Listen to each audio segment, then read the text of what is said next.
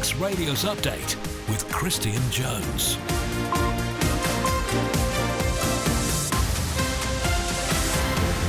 Good afternoon. It's 5 o'clock on Monday, the 28th of April. I'm Christian Jones, and this is Update.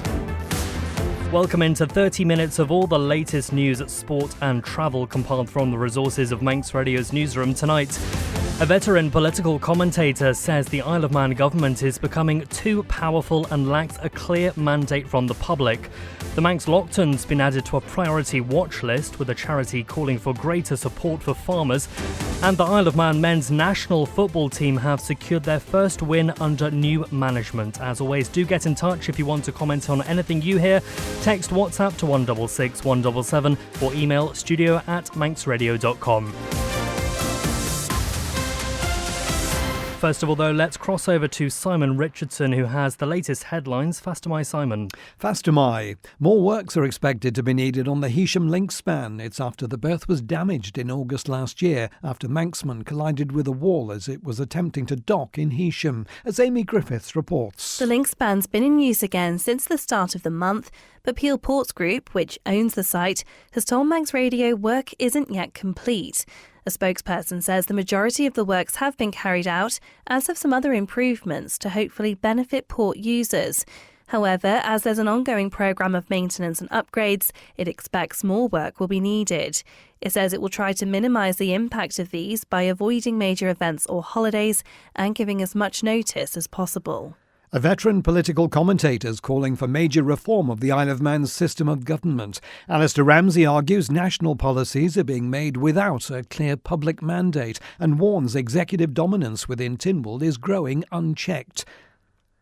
Manx Loaghtan sheep have been added to a charity's most urgent watch list category due to falling numbers. The Rare Breeds Survival Trust has given Loaghtan's priority status in its annual update. The group works to conserve and promote native livestock breeds in the British Isles and is calling for the UK government to make more support available to farmers who work with rare breeds. International news. Portugal's national grid operator says a rare atmospheric phenomenon is behind a major power outage that's hit large parts of Portugal and Spain. Footage from Madrid shows chaotic scenes after the traffic lights stopped working. Spanish state railways say the outage is national and all trains are cancelled. Ukraine's foreign minister says a 3-day ceasefire proposed by Russia should start immediately. Moscow says it's pausing military operations next week to commemorate the 80th anniversary of the end of the Second World War in Europe. And a former aide to Health Secretary Wes Streeting has been spared jail after exposing himself to a teenage girl and following her. Samuel Gould was sentenced to 22 weeks imprisonment, suspended for 2 years after admitting 2 counts of exposure. Those are the headlines. More news at 6. Gurumaya, thank you for that, Simon. Let's take a quick look at the weather now, brought to you by Manx Glass and Glazing. Dry with hazy, sunny spells this evening as the last of the hill mist lifts, then dry, clear overnight. Minimum temperature tonight of around 8 degrees Celsius. Tomorrow will then be a fine and sunny day with light winds, and it will become warm as temperatures rise to around 18 degrees Celsius. Sunset tonight, 8:44. Manx Glass and Glazing can supply and install single, double and triple glazing. Call 674 573 or visit the showroom on the Snugborough Trading Estate. If you run a small business or just need more room in the back, Philshaw Vehicles has the perfect van or light commercial for all your needs and can sort out any finance. Based in the Tremode Estate, view philshawvehicles.im or call 49 51 49. A great night's sleep got even better with Zed's Bedding Store. From quality Bell-Dorm bed linen and mattress protectors, fleece and woven throws to luxury duvets from the fine bedding company, Zed's Bedding Ramsey, next to Isle of Man Bank. SMS Trading have moved to 3 St Paul's Square, Ramsey. For flat pack to fully built, new or second-hand furniture, SMS Trading offer all-island delivery and man-in-a-van service. Call 315151 or find SMS Trading on Facebook. At Begode Cattery, we have been caring for animals for over 50 years. As a cattery, we care for customers' cats and treat them as our own. Contact Begode Cattery on 676 947 or find Begode Cattery on Facebook. You're listening to the Isle of Man's quintessential daily news and current affairs roundup. Update on Manx Radio. 5:05 on Monday the 28th of April, and a long-serving political commentator says the Isle of Man's system of government is overdue major reform. This is Alistair Ramsey, who spent decades serving as both a journalist and government press officer. He claims the island's political model no longer delivers proper democratic accountability. He goes on to warn national policies are often introduced without clear public backing and says executive dominance within Tynwald is growing unchecked. He told me he believes there are also some questionable practices happening behind closed doors too. I don't think it has an absolute majority built in. It does have to take other departmental members on any particular issue with them. But no, nevertheless, it is a very dominant force. Most of the other members are members of government departments, so they are members of government, broadly speaking, albeit semi-detached members of government. And again, this comes back to the authority that Council of Ministers has. The public has not voted for them to be the government. We do not vote for a government. We just vote for our constituency representatives. There is an argument that the Isle of Man is a form of one-party state. The fact that the non-ministers are called backbenchers suggests they are all actually members of one big party. It's a pretty loose party, but, they have private briefings where they're all addressed as if they are inside the tent rather than out, which I think is a very, very unhealthy cultural habit that they have, but they think it's perfectly reasonable. Why do you think it's unhealthy? Well, I sat in them for 18 years. It took me most of those 18 years to think, hang on, this is not really normal. I can't see this happening anywhere else, where the entire Parliament sit in a room and discuss matters of policy and legislation. They don't vote on it, but it's part of their consideration is done behind closed doors. It adds to that kind of one-party feel to the thing, and it can be abused. I mean, there was an occasion in the past over the nationalisation of the steam packet where a sitting of Tynwald was basically stitched up by agreement at a previous private briefing. That was an abuse of parliamentary protocol, and I think it really, at that point, left the Tynwald without much integrity. That's Alistair Ramsey speaking there. What are your thoughts on that? Text WhatsApp to 166 177. Fairly interesting topic, perhaps if you're a nerd like me, but a Tynwald committee is currently reviewing the effectiveness of the island's political system, and Mr Ramsey was called on to submit evidence. 8 minutes past 5 now. Let's stick with Tynwald committees, because should a government minister be able to block a civil servant from giving evidence to a Tynwald committee? That's the question that's come to the fore after the Economic Policy Review Committee was recently unable to hear from the former airport director because the then infrastructure minister was not available to appear alongside him. In Tynwald last week, the government admitted the situation was regrettable and called for clearer rules and guidance around attendance at committee evidence sessions. Jason Morehouse, who chairs the committee, explains. The Council of Ministers recognised it wasn't the thing to do, and to give the impression that going forward this is something that won't be happening again. That's good, because we've got a report saying this should happen, with the Council of Ministers backing it to a large degree.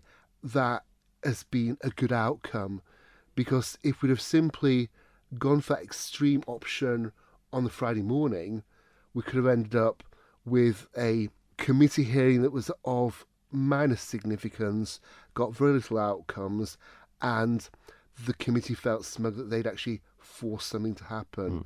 And I think by actually reflecting and trying to get the best outcomes, we've got something of worth here, and that's always important.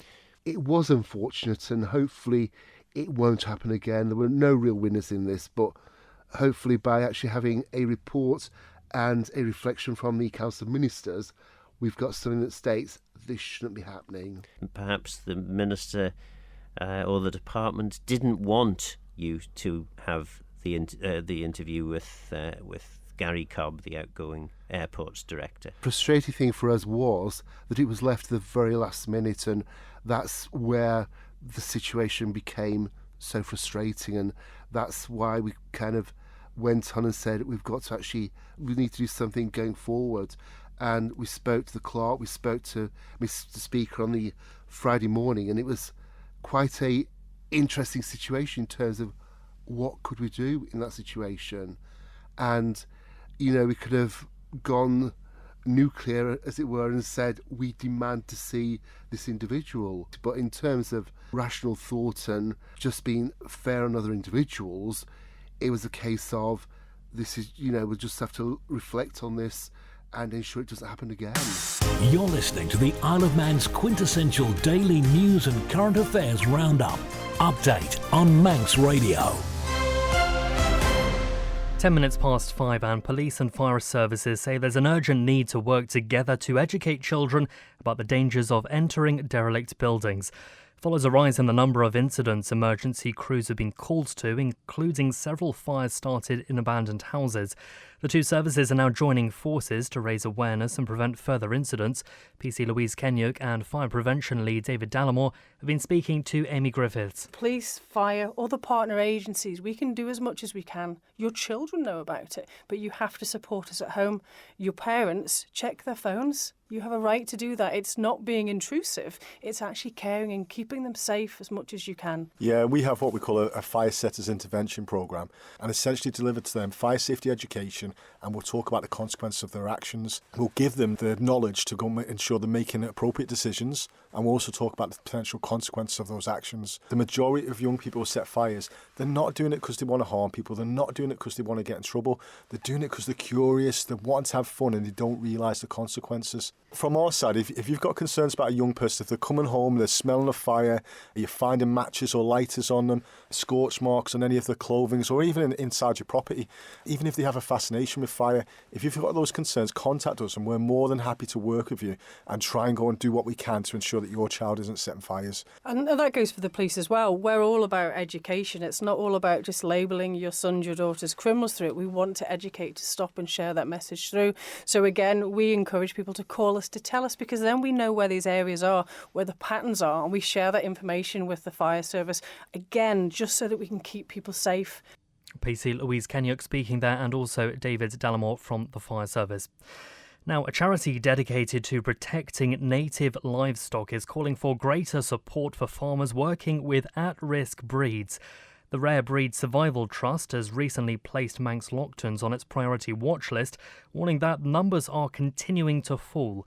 Its chief executive, Christopher Price, has been speaking with Charlotte Smith from the BBC's Farming Today. The Manx Loaghtan is a small, primitive, hardy sheep which, as the name suggests, originated from and is strongly associated with the Isle of Man. They've got a rather attractive reddish-brown fleece and normally a significant number of horns. There can be up to 6 of them, so they're quite spectacular when you see them. And why do you think these rare breeds are in trouble? There will possibly be an element of people just choosing not to register their stock because it is expensive and times are hard.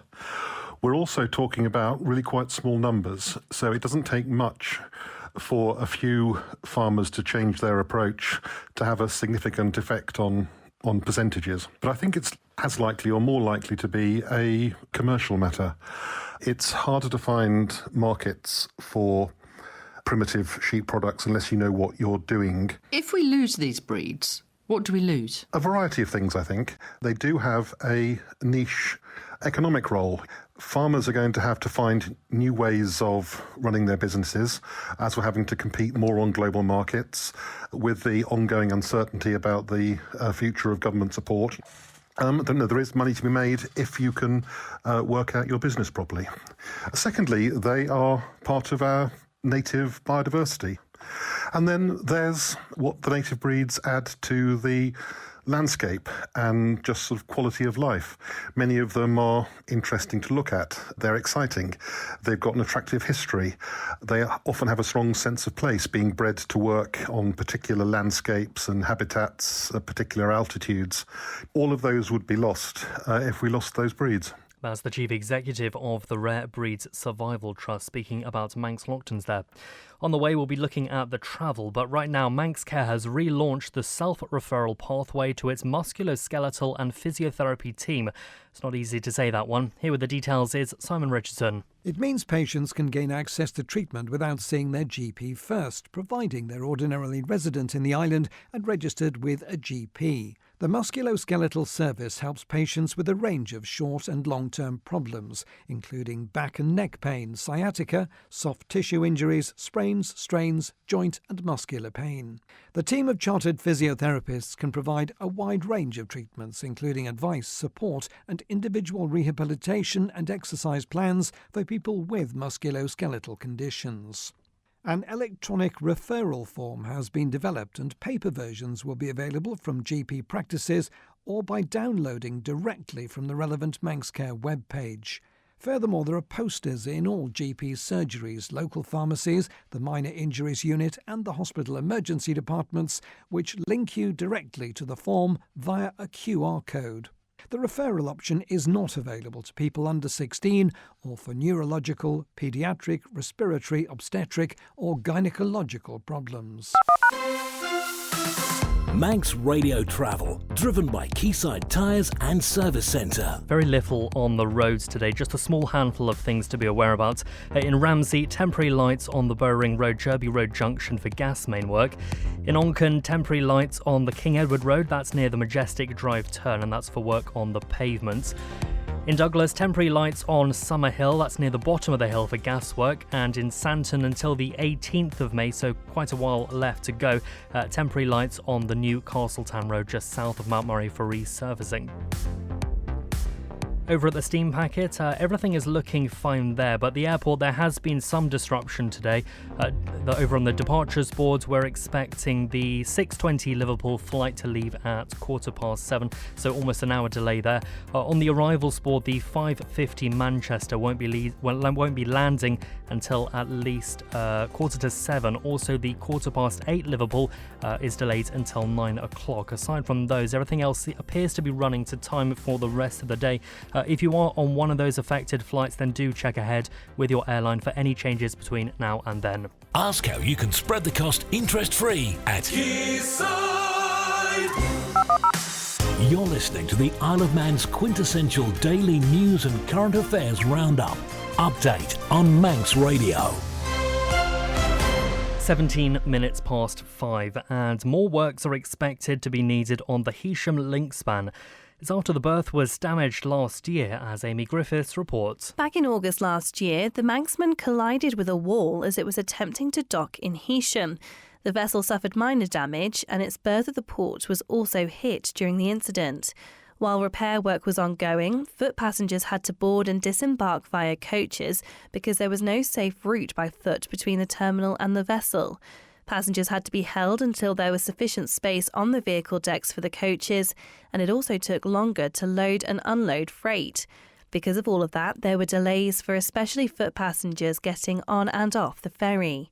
The damaged link span has been in use again since the start of the month, but Peel Ports Group, which owns the site, has told Manx Radio work isn't yet complete. A spokesperson says the majority of the works have been carried out, as have some other improvements to hopefully benefit port users. However, as there's an ongoing programme of maintenance and upgrades, it expects more work will be needed. It says it will try to minimise the impact of these by avoiding major events or holidays and giving as much notice as possible. It comes after the group announced plans to invest £10 million into Heysham Port to enhance its capacity and operational efficiency. Amy Griffiths reporting there. Now, Manx Wildlife Week is now underway, with nature groups across the island holding events to celebrate and protect local wildlife. Laura McCoy, the Curator of Natural History for Manx National Heritage, and Laura Howe, the Marine Officer at the Manx Wildlife Trust, have been speaking with Howard Kane about what people can expect over the coming days. This year we've got, I think, either 40 or 41 events, which is fantastic. And there's a huge variety, length and breadth of the island, and also morning, afternoon and evening talks, walks, family things, specialist things. Sometimes they're creative, sometimes they're pure enjoyment, like, listening to wonderful talks and going on lovely walks in the countryside. And also for those that want to take a little bit more in-depth interest, obviously there's talks by experts as well, that like the pathology of wallabies, which I'm quite looking forward to. Funnily enough, I spotted that and thought that looks really interesting, and that it's talking about exactly that. We know all about the wallabies on the Isle of Man and those that have been living sort of feral wallabies for the last, 50, 60 years or so, and this is looking at their health of the overall group. Yeah, well, I think the thing is that we know about the wallabies, but actually I think we know very little. We don't know very much about their population, their health. The one thing which I was looking at there are a couple of things going on there, and invasive species. So there's a chance, I know we've spoken about this before, about invasive species around the Isle of Man and things like the Pacific oyster. Yes, absolutely. So we're fortunate on the Isle of Man, although that we do have them here, they're not in significant numbers that are causing a major impact. But we want to make sure that the few that we do have here aren't growing and having an impact on our native species. So we have a smashing day planned to remove them. So this is for everybody and anybody. We're going to get some divers involved because they're also found subtidally, so below low water. So we're going to want people to come and snorkel as well, and also people who can just walk along and remove them off the walls. So it's open to everybody, but anyone and everyone can get involved, from scuba divers, snorkelers to people who just want to come and have a paddle. And Manx Wildlife Week is running until Monday, the 5th of May. You're listening to the Isle of Man's quintessential daily news and current affairs roundup. Update on Manx Radio. Let's turn our attention to sport now, and a former MGP and TT racer says the key for riders setting out on their road racing career is to accept that sometimes things won't go to plan. Jack Hunter, the son of travelling Marshal Jim Hunter, made his Manx Grand Prix debut in 2014, taking on the TT for the first time the following year.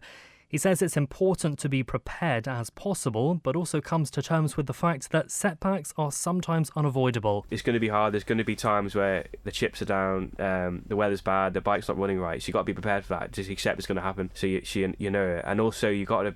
It's crazy how much strain the course puts for the bikes, so things you never thought would fail probably will. So you got to make sure that your bike's prepared well, and everything that could go wrong is being prevented, like, your lock wire and your lock nuts, your Loctites, just everything is secured down properly. One of the best bits of newcomers training I've probably done was with a lad called Nuno Caetano, who is a Portuguese rider, and he was a newcomers coach when I was doing it, but he'd only been racing for 2 years, but because he was a good newcomer, he could give us a view of the track as a newcomer's point of view, because sometimes there's so much information that you get about bombarded, whereas he was like, this bit here is like really important, this bit here is really dangerous, this bit here is you can make a lot of time up by this one thing, so it's kind of like good to learn the basics. So when I was coaching, I was trying to teach from a point of view of a newcomer really, or a person that's like, these are the key bits that you need to know. But yeah, my advice would just be to be prepared for a weird week, and then make sure your bike's prepared properly really. I do think the newcomers weekends are really good. When my dad was saying, like, back in his day, it was just going around the course, it's insane really. Like, I can't comprehend what they used to do back then. It's nuts, like early morning practice in the fog and all sorts of stuff. It's different, but then it's nice now that the newcomers get a chance to come over properly and see the course and learn the key bits really. Because I think it's that thing of, once you can ride at the course safely, then you can focus on working at your speed then really. But I think the whole thing is just being safe and smooth really, and then doing your homework. And you can hear the full interview with Jack Hunter in the latest edition of Journey to a Dream podcast, available at manxradio.com. Now, the player-manager of the Isle of Man men's national football team says he's delighted to have secured victory in his first game in charge.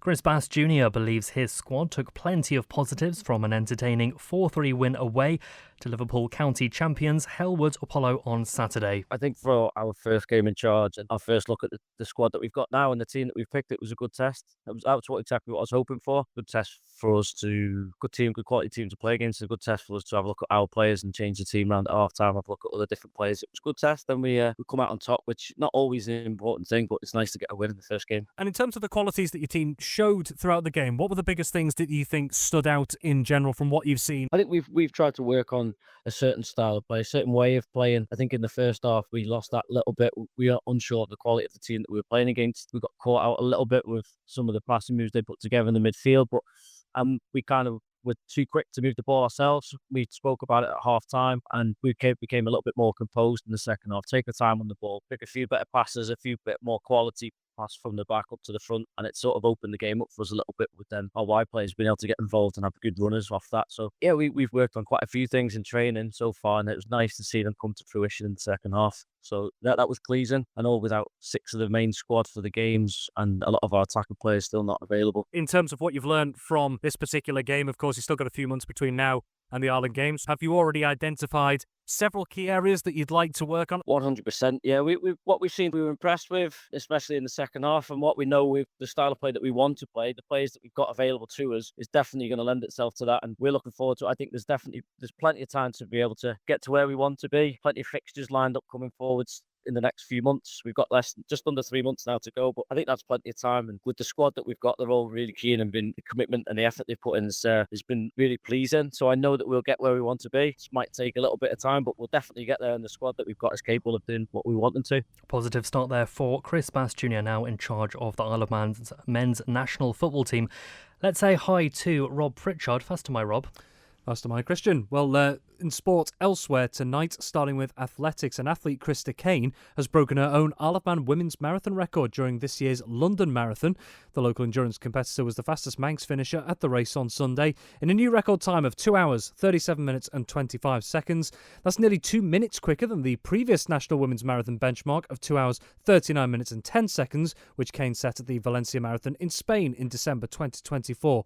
Well, Kane was one of a huge contingent of Ireland participants in this year's London Marathon, with 2 others managing to cross the line in under 3 hours. Ryan Tear was the second quickest Isle of Man runner in 2 hours, 42 minutes and 42 seconds, whilst Eamon Farrell was third of the Ireland athletes in 2 hours, 50 minutes and 28 seconds. You can see a full list of Isle of Man athletes' times from this year's London Marathon over at manxradio.com.